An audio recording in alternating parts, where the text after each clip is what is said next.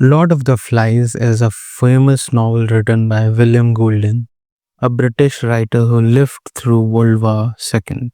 His experiences in the war deeply changed the way he looked at human nature.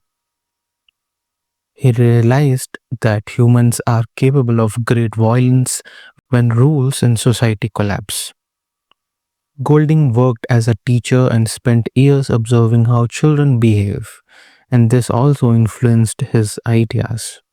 In 1983, he won the Nobel Prize in Literature, and Lord of the Flies is considered his most important work. The book was published in 1954. Soon after, the world had seen the horrors of the Second World War and during the rising tensions of the Cold War. At that time, people were worried about nuclear war and political conflict. Many writers were trying to understand why societies fall apart and why ordinary people can become violent. Golding wrote this novel as an answer to those questions, and he wanted to show what happens when a group of children without adults or rules are left to create their own society. Unlike earlier adventure stories that showed boys as heroic and noble on island, Golding presented a much darker and more realistic picture. The story begins with a group of British schoolboys who are stranded on a deserted island after a plane crash. There are no adults with them. The boys try to stay organized. Ralph, one of the older boys, becomes their leader. He is calm, responsible, and believes in rules and cooperation. Piggy, a thoughtful and intelligent boy with glasses, becomes Ralph's advisor, even though the others often tease him. Jack, another older boy, is strong, confident, and loves power. He leads the chore boys and slowly becomes obsessed with hunting. Simon, a quiet, gentle boy who seems to understand things more deeply. The younger boys, called the little uns, only care about food and play. In the beginning, the boys try to behave like they did in school. They gather using a conch shell, make plans, and agree to build shelters and keep a signal fire burning so that passing ships can see them. Ralph focuses on rescue and order, while Jack focuses on hunting and showing his strength. A small fear begins when the younger children talk about a mysterious beast on the island. Ralph tries to calm them, but Jack uses this fear to gain influence. As time passes, the boys start fighting more. The signal fire is not taken seriously by everyone, and once it even goes out at the worst moment, making them miss a chance to being rescued. Ralph gets frustrated as the group becomes careless. Jack becomes more aggressive and feels angry that he is not the leader. Slowly, many boys start following Jack instead of Ralph because they find hunting exciting and feel protected by Jack's boldness. Jack and his followers paint their faces, act wild, and form their own violent tribe. Fear of the beast grows stronger, and the boys stop thinking clearly.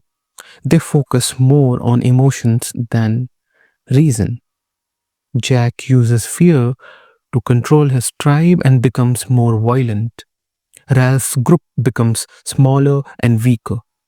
Piggy tries to keep everyone thinking logically, reminding them that the beast is only in their imagination, but the boys are too afraid to listen. As the story moves forward, the island becomes more chaotic. Violence increases, and the boys lose their sense of right and wrong. They begin to act like a group controlled by instinct rather than reason.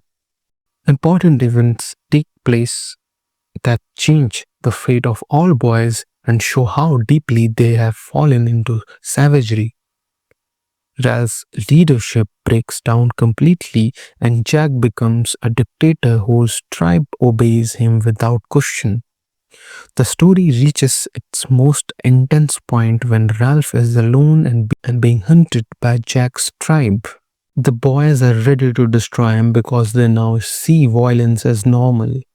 Just when Ralph is about to be caught, a naval officer appears on the beach.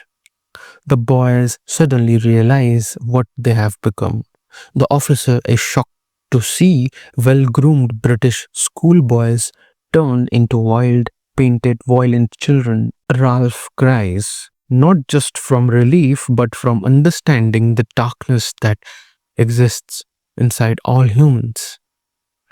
The novel explores many themes in a simple but powerful way. It shows how quickly civilization can break when rules and adult guidance are removed.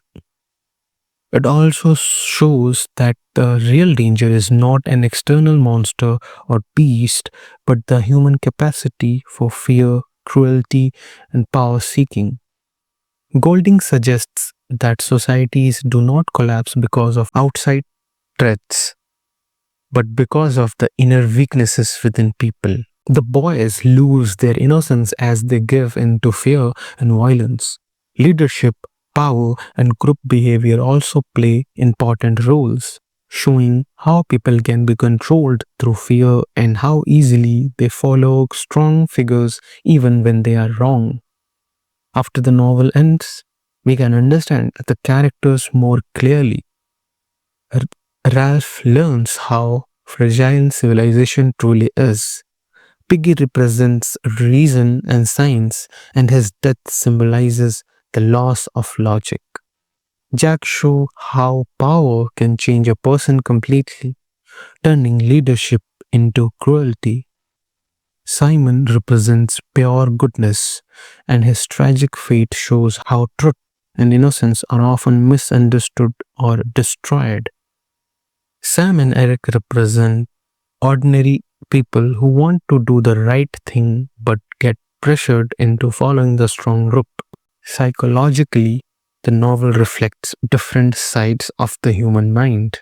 Jack represents our primitive instincts and desires.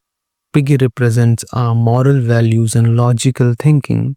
Ralph tries to balance both, just as the human mind tries to balance instinct and reason.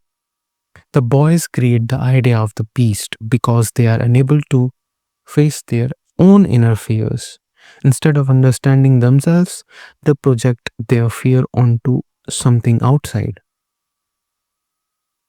In the end, Lord of the Flies is a powerful and disturbing story that shows how easily people can lose their sense of morality. It reminds us that civilization is fragile and depends on discipline, cooperation, and self control.